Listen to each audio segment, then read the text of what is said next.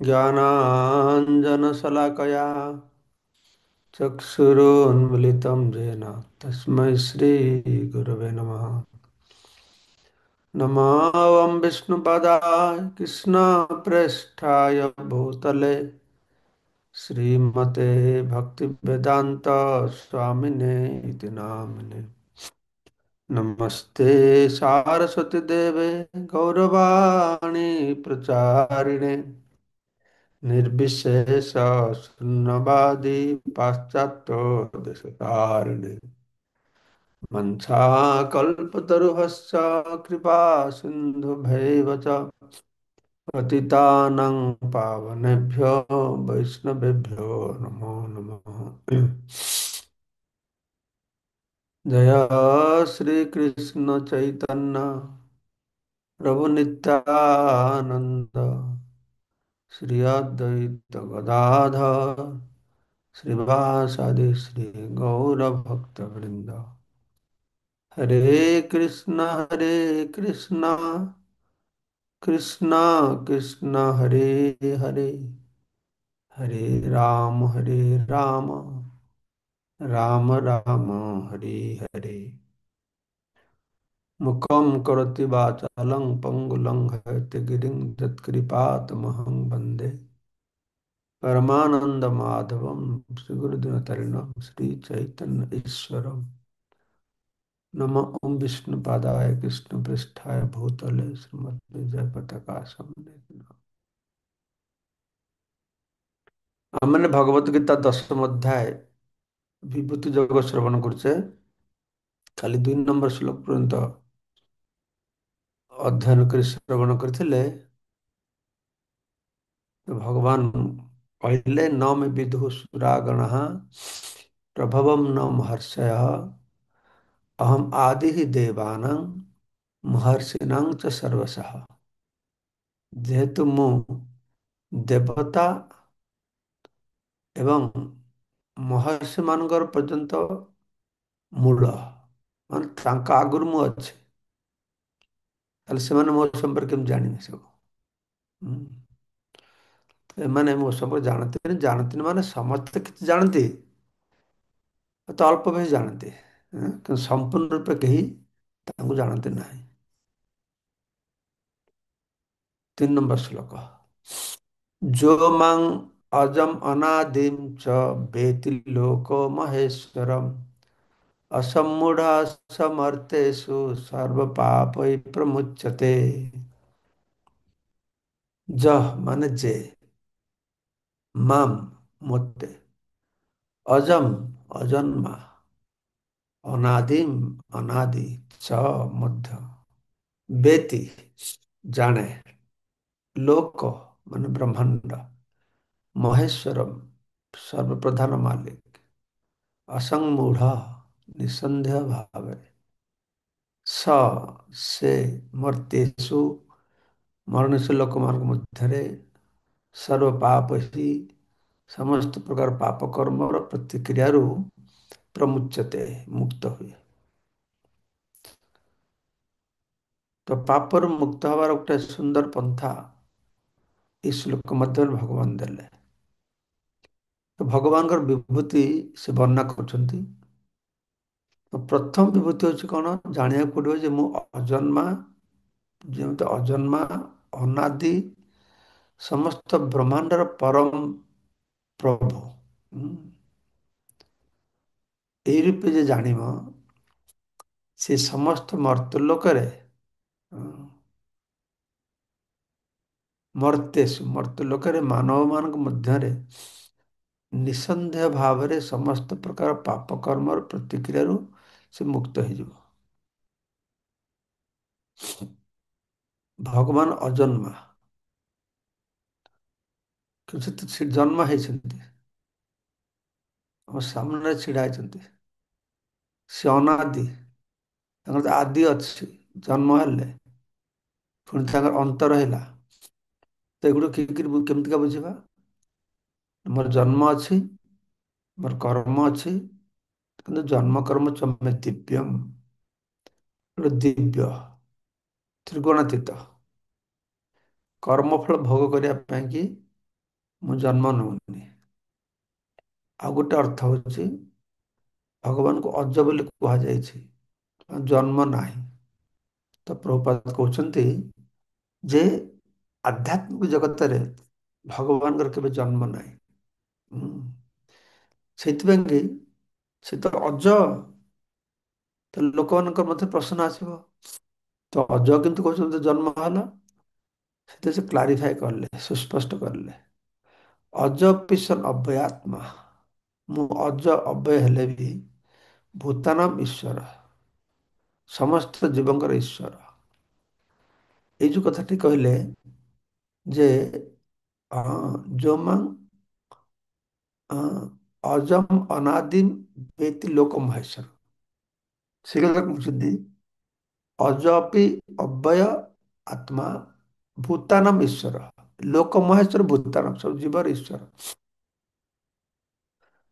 ଅଜ ପିସନ୍ ଅଭୟାତ୍ମା ଭୂତାନମ ଈଶ୍ୱର ପିସନ୍, ମୋର ଜନ୍ମ ହେଲେ ବି, ଏ ଶବ୍ଦର ଜନ୍ମ ହେଲେ, ଅଜ ହେଲେ ବି ମୋର ଜନ୍ମ ଅଛି।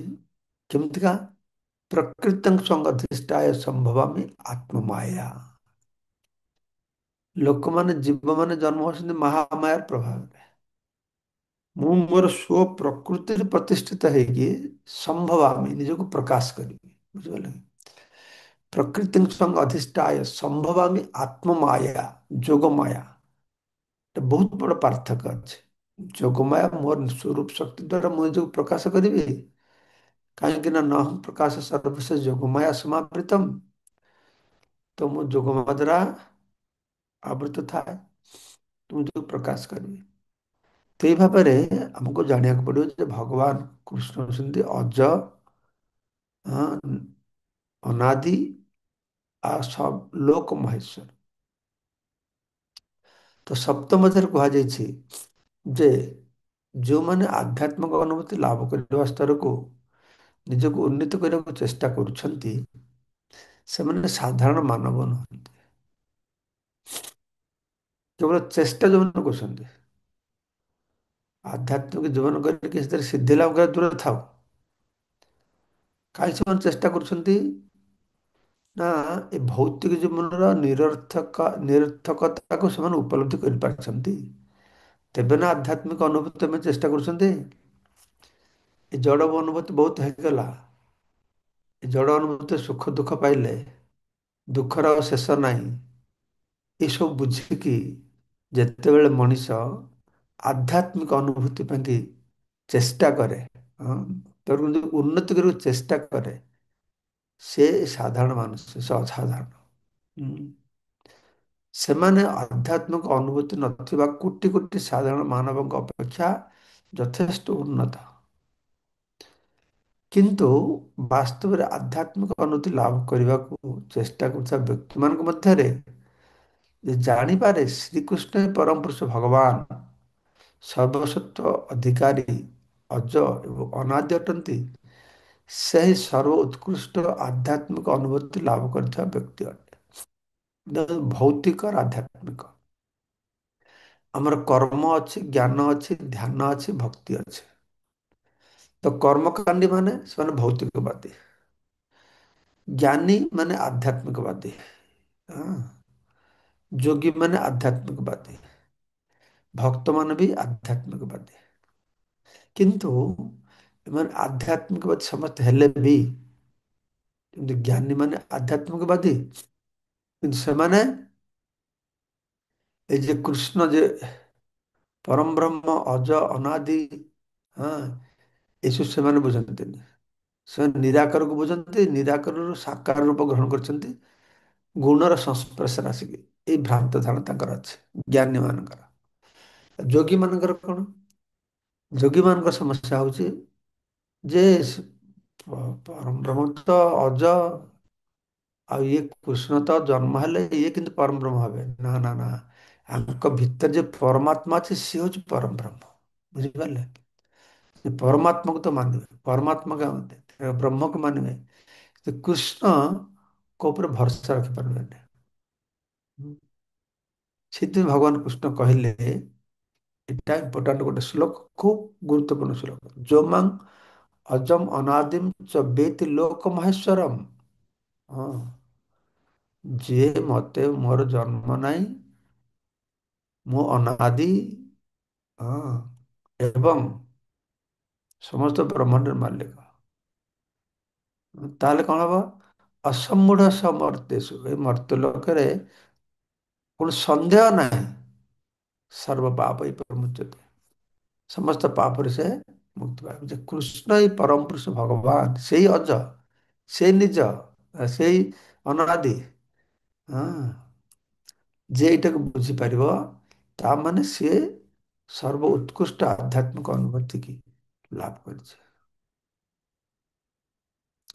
ତ ସେଇ ସ୍ତରରେ ହିଁ କେବଳ ଯେତେବେଳେ ବ୍ୟକ୍ତି ଭଲ ଭାବରେ ସମ୍ପୂର୍ଣ୍ଣ ରୂପରେ ଶ୍ରୀକୃଷ୍ଣଙ୍କର ସର୍ବୋଚ୍ଚ ଅଧିକାରିତ୍ୱକୁ ଜାଣିପାରେ, ସେତେବେଳେ ହିଁ ସେ ସମ୍ପୂର୍ଣ୍ଣ ରୂପେ ସମସ୍ତ ପ୍ରକାର ପାପ କର୍ମ ପ୍ରତିକ୍ରିୟାରୁ ମୁକ୍ତ ହୋଇଯାଏ।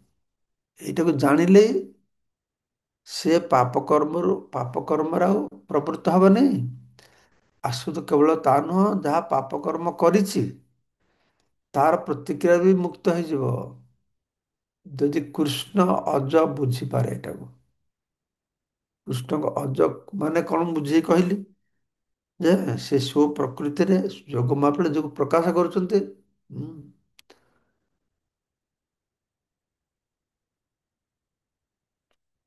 ତ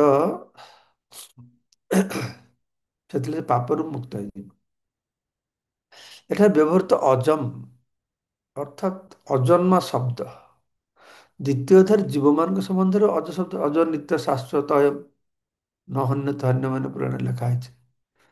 ତ ପ୍ରଭୁ ଏଠାରେ ଯୋଉ ଅଜ ଶବ୍ଦ ବ୍ୟବହାର କରାଯାଇଛି, ଝିଅମାନଙ୍କ ସନ୍ଦର୍ଭରେ ଅଜମ ଶବ୍ଦ ସହ ସମାନ ନୁହଁ। ଏଠାରେ ଅଜ ଶବ୍ଦ ଭଗବାନଙ୍କ ସମ୍ବନ୍ଧରେ ବ୍ୟବହୃତ କରାଯାଇଛି। କିନ୍ତୁ ଦ୍ୱିତୀୟ ଅଧ୍ୟାୟରେ ତାହା ଝିଅମାନଙ୍କ ସମ୍ବନ୍ଧରେ ବ୍ୟବହାର କରାଯାଇଛି। ତା ମାନେ ଜୀବମାନେ ଯେ ଅଜମାନେ ସେ ଭଗବାନ ହେଇଯିବେ ତା ନୁହଁ। ଆତ୍ମା ତ ଅନାଦି କାଳରୁ ରହିଛି। ତ ସେ ଭଗବାନ ଅଜ, ଜୀବ ବି ଅଜ। ତାହେଲେ ଜୀବ ଭଗବାନ, ଏଇଭଳିଆ କେହି ବୁଝିପାରିନି। ବୁଝିପାରିଲେ?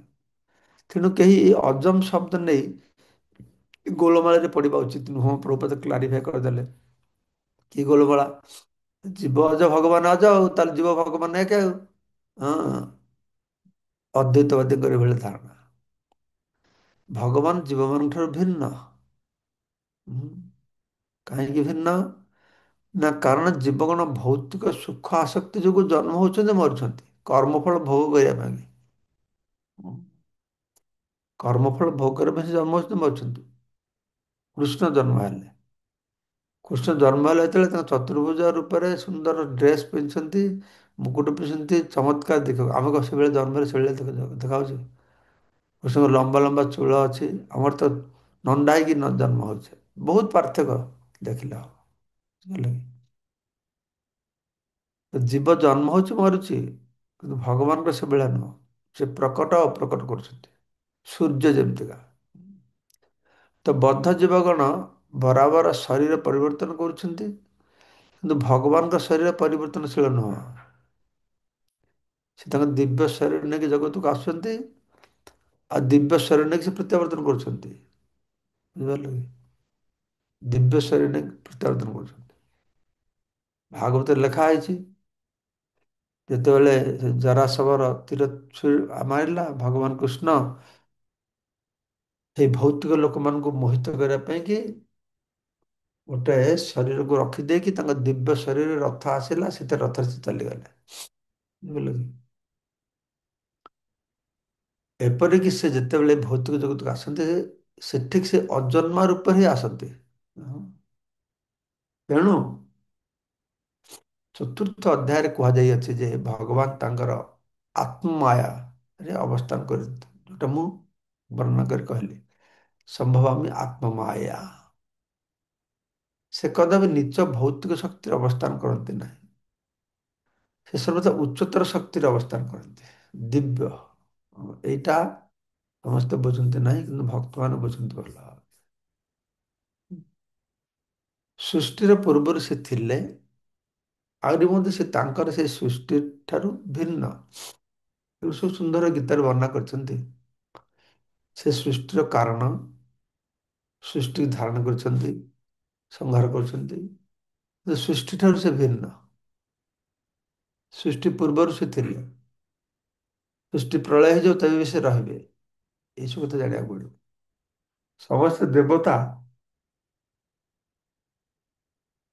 ଏ ଭୌତିକ ବ୍ରହ୍ମାଣ୍ଡ ମଧ୍ୟରେ ସୃଷ୍ଟି ହୋଇଛନ୍ତି, କିନ୍ତୁ କୃଷ୍ଣ ସୃଷ୍ଟି ହୁଅନ୍ତି ନାହିଁ। ତେଣୁ ଶ୍ରୀକୃଷ୍ଣ ଏପରିକି ବିଶିଷ୍ଟ ଦେବତା ବ୍ରହ୍ମା ଶିବଙ୍କ ଠାରୁ ମଧ୍ୟ ଭିନ୍ନ। ସାଧାରଣ ଲୋକମାନେ ତ ପଚାରନ୍ତି, ଏଇ କିଛି ଦିନ ଆଗରୁ ପଚାରିଲେ, ଯେମିତି ଗଣେଶ, କାଳୀ, ଦୁର୍ଗା, ଶିବ, ହଁ, ଭାବୁଛନ୍ତି ତାଙ୍କର ତ ଜନ୍ମ ନାହିଁ, ସବୁବେଳେ ଅଛନ୍ତି। ଏଇ ଭଗବାନ ଏ କୃଷ୍ଣ ତ ଜନ୍ମ ହେଲେ, ମଣିଷଙ୍କ ଭଳିଆ କାମ କରିଲେ।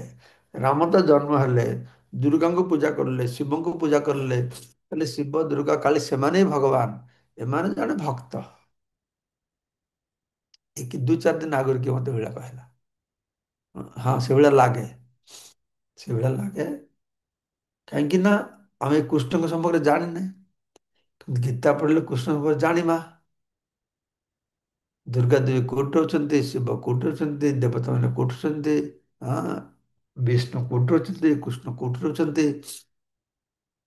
କୃଷ୍ଣଙ୍କ ଠାରୁ କିଭଳିଆ ବଳରାମ, ବଳରାମଠୁ ସଂକର୍ଷଣ, ସଂକର୍ଷଣ ମହାସଂକର୍ଷଣ, ମହାବିଷ୍ଣୁ, ଏସବୁ ତତ୍ଵ ଜାଣିଗଲେ ତମେ ବୁଝିବା। ନହେଲେ ତ ଆପାତ ଦୃଷ୍ଟିରେ ଏଇଭଳିଆ ମନ ହବ। ସେଠୁ ଶିବ, କାଳୀ, ଦୁର୍ଗାଙ୍କ ପ୍ରତି ବେଶୀ ଆସକ୍ତ ଲୋକମାନେ। ସେମାନେ ଜାଣୁନାହାନ୍ତି ଯେ କୃଷ୍ଣ ଏପରିକି ବିଶିଷ୍ଟ ଦେବତା ବ୍ରହ୍ମା ଶିବଙ୍କ ଠାରୁ ମଧ୍ୟ ଭିନ୍ନ। ସମସ୍ତ ଜୀବ ମଧ୍ୟରେ, ଏମନ୍ତିକି ଦେବତାଙ୍କ ମଧ୍ୟରେ, ବ୍ରହ୍ମାଙ୍କ ମଧ୍ୟରେ 50ଟା ଗୁଣ ଅଛି। ତାହା ଭିତରେ ବିନ୍ଦୁ ମାତ୍ରାରେ କମ୍ ବେଶୀ କରିକି ଜୀବମାନଙ୍କ ଭିତରେ ରହିଛି। ଶିବଙ୍କ ଠାରେ ଆଉ 5ଟା ବେଶୀ ଅଛି, 55ଟା ଗୁଣ ଅଛି। ବିଷ୍ଣୁଙ୍କ ମଧ୍ୟରେ ଆଉ 5ଟା ବେଶୀ ଅଛି, 60ଟା ଗୁଣ ଅଛି।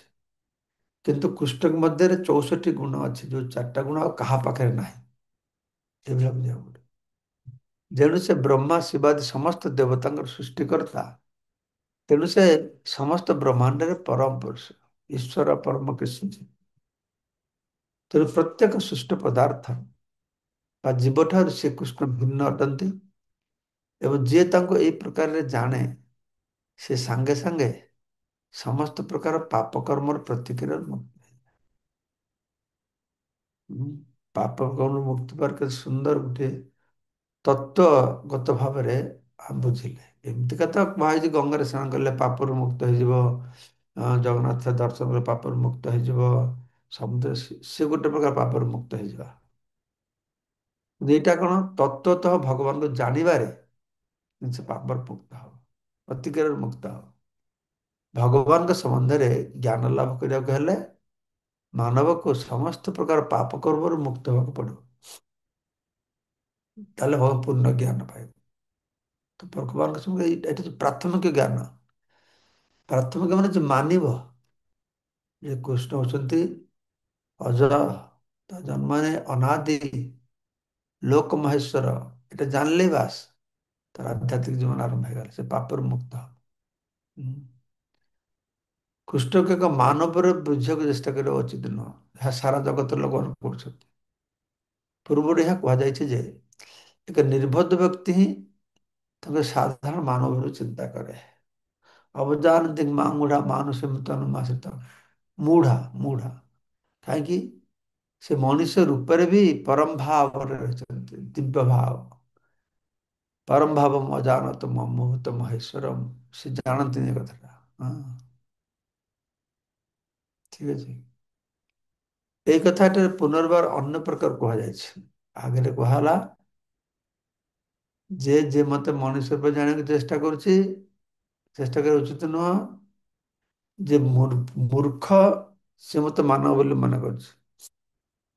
ତ ସେ କଥା ଏଠି ଆମର କହ, ଯୋଉ ବ୍ୟକ୍ତି ନିର୍ବୋଧ ନୁହେଁ, ମୂର୍ଖ ହେଲେ ମତେ ମାନବ ବୋଲି ଗ୍ରହଣ କରିବ।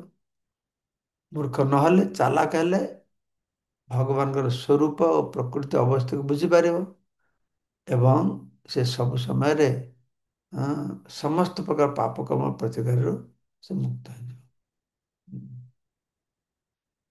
ଏହି ପ୍ରଶ୍ନ ଏଠାରେ ଉଠେ ଯେ ଯଦି କୃଷ୍ଣ ଦିବ୍ୟକୀ ପୁତ୍ର ରୂପେ ପରିଚିତ, ତ ସେ କିପରି ଅଜନ୍ମ ହେଇପାରନ୍ତି? ହଁ, ଏଇ କଥା ପରିଷ୍କାର ଭାବରେ ଶ୍ରୀମଦ୍ ଭାଗବତ ବର୍ଣ୍ଣନା କରାଯାଇଛି। ସେ ଯେତେବେଳେ ଦେବକୀ ବସୁଦେବଙ୍କ ସମ୍ମୁଖରେ ଆବିର୍ଭୂତ ହେଲେ, ସେ ସାଧାରଣ ଶିଶୁ ରୂପରେ ଜନ୍ମ ହୋଇନଥିଲେ, ଯେମିତି ସାଧାରଣ ଶିଶୁମାନେ ଜନ୍ମ ହେଉଛନ୍ତି। ସେ ତାଙ୍କ ମୌଳିକ ରୂପରେ ଆବିର୍ଭୂତ ହେଇଥିଲେ।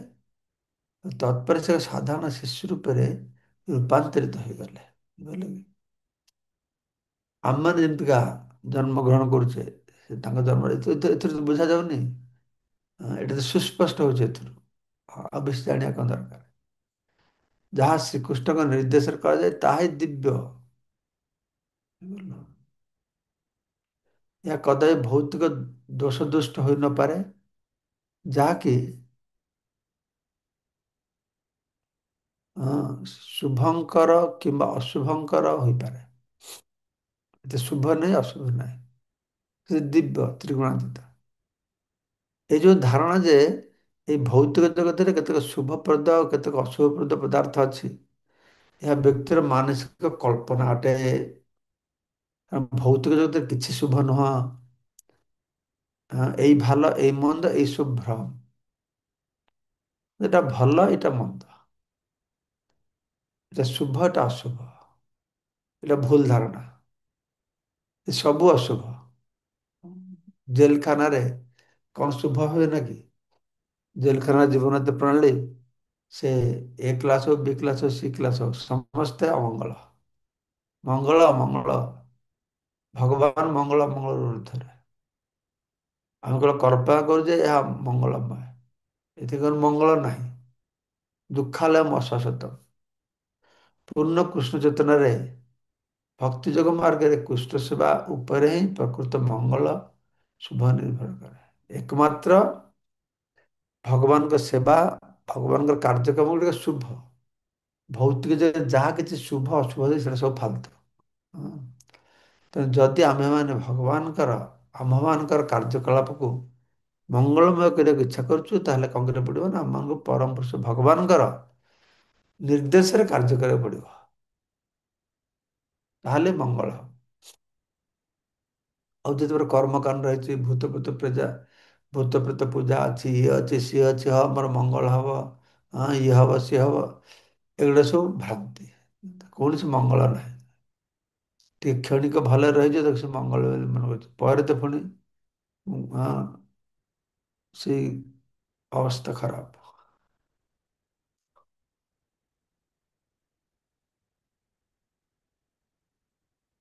ଶ୍ରୀମଦ୍ ଭାଗବତ ଗୀତା ଏବଂ ଶ୍ରୀମଦ୍ ଭାଗବତରେ ଏହି ପ୍ରକାର ନିର୍ଦ୍ଦେଶ ଦିଆଯାଇଛି। ସେ ପ୍ରାମାଣିକ ଶାସ୍ତ୍ର ମାନଙ୍କରୁ କିମ୍ବା ଏକ ଉପଯୁକ୍ତ ସଦ୍ଗୁରୁଙ୍କ ଠାରୁ ବ୍ୟକ୍ତି ଭଗବତ ନିର୍ଦ୍ଦେଶ ଲାଭ କରିବା ଉଚିତ। ଗୁରୁଙ୍କ ଆଶ୍ରୟରେ ରହିକି, ଶୁଦ୍ଧ ଭକ୍ତଙ୍କ ଆଶ୍ରୟରେ ରହିକି, ଯେ ଜାଣେ ଶାସ୍ତ୍ର, ତାଙ୍କ ପାଖରେ କତ କଥା ମୁଁ ଜାଣିଲେ, ଏଇ ପ୍ରଭୁପାଦଙ୍କ ଆଶ୍ରୟରେ ଆସିବା ଫଳରେ ଯଦି ନ ଆସିଥାନ୍ତେ ଇସ୍କନରୁ, କେତେ ଜ୍ଞାନର ଅଭାବ ରହିଥାନ୍ତା ଆମର। ନା? କାରଣ ଆଧ୍ୟାତ୍ମ ଗୁରୁ ହିଁ ଭଗବାନଙ୍କର ବାସ୍ତବ ପ୍ରତିନିଧି। ତାଙ୍କର ନିର୍ଦ୍ଦେଶ ହିଁ ପ୍ରତ୍ୟକ୍ଷ ଭାବରେ ଭଗବାନଙ୍କର ନିର୍ଦ୍ଦେଶ। ଗୁରୁଦେବ ଯାହା କହନ୍ତି, ଭଗବାନ ତାଙ୍କ ଥ୍ରୁରେ କହନ୍ତି। ସଦ୍ଗୁରୁ ଥିବେ, ଗୁରୁ ପରମ୍ପରା ଥିବେ, ଶାସ୍ତ୍ରଜ୍ଞ ଥିବେ, ସେଇ ପ୍ରକାରର ଗୁରୁ। ଏ ତଥାକଥିତ ଗୁରୁ ହେଲା ହବନି। ତ ଗୁରୁ, ସାଧୁ, ଶାସ୍ତ୍ର ଏମାନେ ସମସ୍ତେ ଏକ ପ୍ରକାର ନିର୍ଦ୍ଦେଶ ଦିଅନ୍ତି। ଗୁରୁ, ସାଧୁ, ଶାସ୍ତ୍ର ବାକ୍ୟ ଚିତ୍ତିତ କରିବା ଐକ୍ୟ। ଗୁରୁ କଣ କହିବେ ନା, ଶାସ୍ତ୍ର ଯାହା ଅଛି ସେଟା କହିବେ। ଗୁରୁ ମନ ମନରୁ ବନେଇ କିଛି କହିବେନି। ଆଉ ସାଧୁମାନେ ବି ସେ କଥା କହିବେ। ହଁ, ଏକ କଥା ସମସ୍ତେ କହିବେ। ତାଙ୍କର ନିର୍ଦ୍ଦେଶ ହିଁ ପ୍ରତ୍ୟକ୍ଷ ଭାବରେ ଭଗବାନଙ୍କର ନିର୍ଦ୍ଦେଶ। ତ ଗୁରୁ, ଶାସ୍ତ୍ର ଏମାନେ ସମସ୍ତେ ଏକ ପ୍ରକାର ନିର୍ଦ୍ଦେଶ ଦିଅନ୍ତି। ଏ ତିନିଙ୍କ ଠାରୁ ଯେଉଁ ନିର୍ଦ୍ଦେଶ ମିଳେ, ସେ ନିର୍ଦ୍ଦେଶ ଗୁଡ଼ିକରେ କୌଣସି ପ୍ରକାର ଦ୍ୱନ୍ଦାତ୍ମକ ଭାବ ନଥାଏ। ଏହି ପ୍ରକାର ନିର୍ଦ୍ଦେଶ ଅନୁଯାୟୀ ଯେଉଁ କାର୍ଯ୍ୟ କରାଯାଏ, ତା ଭୌତିକ ଜଗତର ମଙ୍ଗଳ ଅମଙ୍ଗଳର ପ୍ରତିକ୍ରିୟାରୁ ମୁକ୍ତ। ମଙ୍ଗଳ ଅମଙ୍ଗଳର ଊର୍ଦ୍ଧ୍ୱରେ। ହଁ, ସାଧୁଗୁରୁ ଶାସ୍ତ୍ର ଅନୁସାରେ ଯାହା କରାଯିବ, ସେଗୁଡ଼ିକ ଏ ଶୁଭ ଅଶୁଭ ଭିତରେ ନୁହଁ, ତାର ଊର୍ଦ୍ଧ୍ୱରେ। କାର୍ଯ୍ୟ କରିବାରେ ଭକ୍ତର ହିଁ ଭକ୍ତରେ ଦିବ୍ୟ ଭାବ ହିଁ ବାସ୍ତବରେ ତ୍ୟାଗ ଭାବ ଅଟେ ଏବଂ ଏହାକୁ ହିଁ ସନ୍ନ୍ୟାସ କୁହାଯାଏ ତା ଶୁଭ ଅଶୁଭର ଉର୍ଦ୍ଧ୍ୱରେ। ଯେଉଁ ବ୍ୟକ୍ତି ଭଗବାନଙ୍କ ନିର୍ଦ୍ଦେଶରେ କାର୍ଯ୍ୟ କରେ ଏବଂ କର୍ମଫଳ ପ୍ରତି ଆଶା ରଖିନଥାଏ ସେ ବାସ୍ତବରେ ସନ୍ନ୍ୟାସୀ ଓ ଯୋଗୀ ହୁଏ। ଅର୍ଥାତ୍ ଶାସ୍ତ୍ର ନିର୍ଦ୍ଦେଶିତ କର୍ମ କରୁଛି, କର୍ମଫଳରେ কোনো ଆଶା ନାହିଁ। ଯେଉଁ ବ୍ୟକ୍ତି